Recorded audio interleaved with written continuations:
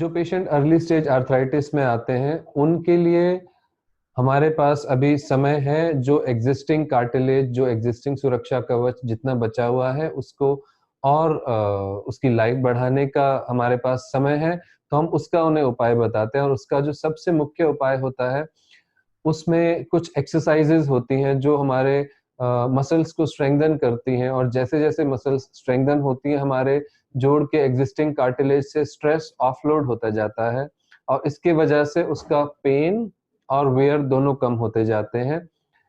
इसमें ध्यान ये देना होगा कि हमें किसी शॉर्टकट ट्रीटमेंट का सहारा नहीं लेना है, जैसे कि दर्द की दवाएं, क्योंकि दर्द की दवाएं 2-4 घंटा झूठा आराम तो जरूर देंगी, लेकिन चूंकि वो दर्द के कारण को ठीक नहीं कर पाती हैं,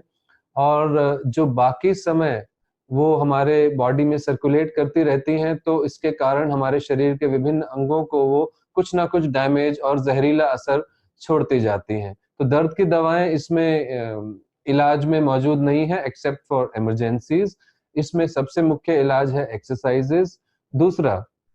कुछ लाइफस्टाइल मॉडिफिकेशंस, जैसे कि हमें अपना वजन कम करना है, वजन कंट्रोल करना है, हमें अगर स्मोकिंग बहुत ज्यादा करते हैं तो स्मोकिंग कम करना है, अल्कोहल इनटेक कम करना है, फूड हैबिट सुधारना है,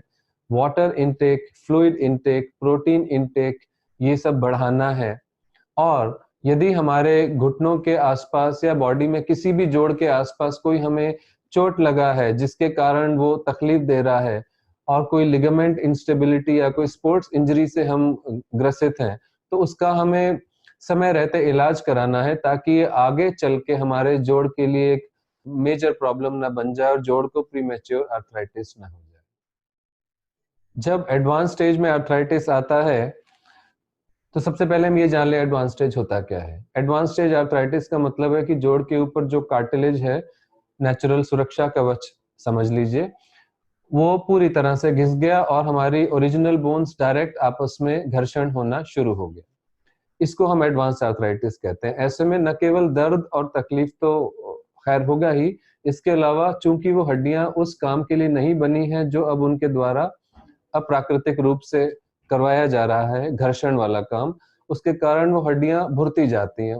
और भुरते जाने से वो एक दूसरे में धंसने लगती हैं और हमारे टांगों का शेप चेंज होने लगता है, उसमें टेढ़ापन आने लगता है। तो इसको हम एडवांस आर्थराइटिस विद डिफॉर्मिटी कहते हैं। ऐसा स्टेज में हमें ओरिजिनल बोन्स को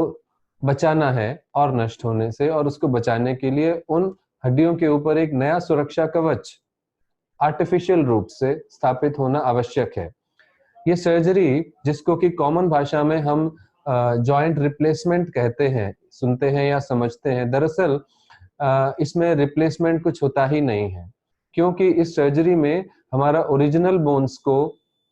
सुरक्षित रखा जाता है। स्पेशली जो कंप्यूटर नेविगेशन टेक्निक है उसके द्वारा इस सर्जरी में ओरिजिनल बोन के ऊपर जो रफ सरफेस है, उबड़ खाबड़ बेकार सरफेस है, उसको स्क्रैप आउट किया जाता है फल के पुराने छिलके की तरह, और उसके बाद ओरिजिनल बोन के ऊपर ही नया सुरक्षा कवच स्थापित किया जाता है, जिसके जिसके द्वारा कि बोन हमारी फिर से एक आर्टिफिशियल सुरक्षा कवच से सुरक्षित हो जाती है और आपस में रब होना वो छोड़ देती हैं,